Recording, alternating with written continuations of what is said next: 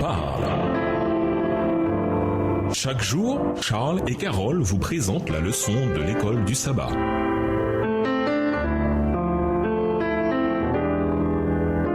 Bienvenue dans votre émission Dieu nous parle. Nous voilà à la leçon de vendredi. Pour aller plus loin, nous vous invitons à lire dans le livre Conquérant Pacifique, écrit par Ellen G. White, le chapitre Un fidèle témoin, aux pages 487 à 495. L'œuvre qui firent les disciples, c'est celle que nous devons également accomplir. Chaque chrétien doit aussi être missionnaire. Il nous faut travailler avec sympathie et compassion en faveur de ceux qui ont besoin d'aide, cherchant avec une ferveur désintéressée à soulager les malheurs d'une humanité souffrante. Nous devons nourrir les affamés, vêtir les dépourvus, réconforter les affligés et ceux qui souffrent. Nous devons travailler pour les désespérés et inspirer l'espoir aux découragés. L'amour du Christ manifesté dans un ministère désintéressé sera plus efficace pour réformer les méchants que ne le seront l'épée et les coups de justice. Le cœur qui se durcit sous les reproches s'ouvrira souvent devant l'amour du Christ. Extrait du livre Le ministère de la guérison, chapitre Le missionnaire médical fidèle, les pages 80 et 82, livre écrit par Ellen G. White. L'esclavage, le système de caste, les préjugés raciaux injustes, l'oppression des pauvres, la négligence des malheureux, toutes ces choses sont mises en avant comme non chrétiennes, comme une menace grave au bien-être de l'espèce humaine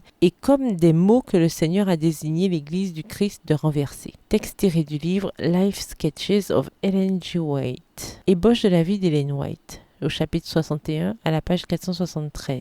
À méditer, il y a beaucoup de gens, de groupes et d'organisations qui cherchent à répondre aux besoins dans le monde. Quelle force, quelles idées et quelles ressources uniques l'Église adventiste du 7e jour peut-elle apporter pour contribuer à cette tâche ? Vous souvenez-vous d'une occasion où vous vous êtes senti encouragé, soutenu par votre communauté d'église? D'après les leçons tirées de cette expérience, comment étendre cet encouragement aux autres? En plus du soutien d'une communauté d'église, quels autres éléments peuvent vous éviter de vous lasser de faire ce qui est bien? Connaissez-vous des projets et des initiatives ciblant la justice et la pauvreté qui soient soutenus par l'Église adventiste dans le monde? Comment pourriez-vous contribuer à cet aspect de l'œuvre de l'Église? Résumé, oui, en tant que chrétiens, nous sommes appelés à répondre aux besoins d'autrui, notamment ceux qui souffrent, qui sont blessés et opprimés. Et bien que nous ayons une responsabilité individuelle dans ce domaine, en tant que communauté focalisée sur le service envers autrui, nous pouvons être beaucoup plus efficaces quand nous travaillons ensemble en tant que famille d'église. Pour conclure, voici un adage bien connu. La folie, c'est se comporter toujours de la même manière et s'attendre à un résultat différent. Dans sa parole, le Christ a souligné à maintes reprises sa volonté parfaite pour l'Église. Non seulement il nous enseigne,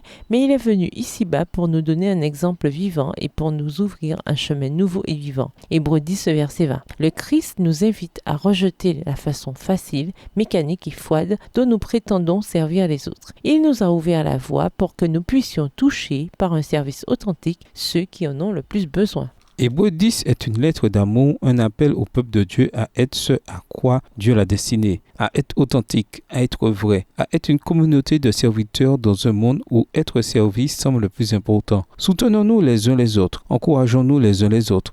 Par le Saint-Esprit, restons fermes sans vaciller et accomplissons les bonnes œuvres que Dieu a préparées pour nous. Au revoir. Et à demain si Dieu veut. Dieu nous parle. Chaque jour, Charles et Carole vous présentent la leçon de l'école du sabbat.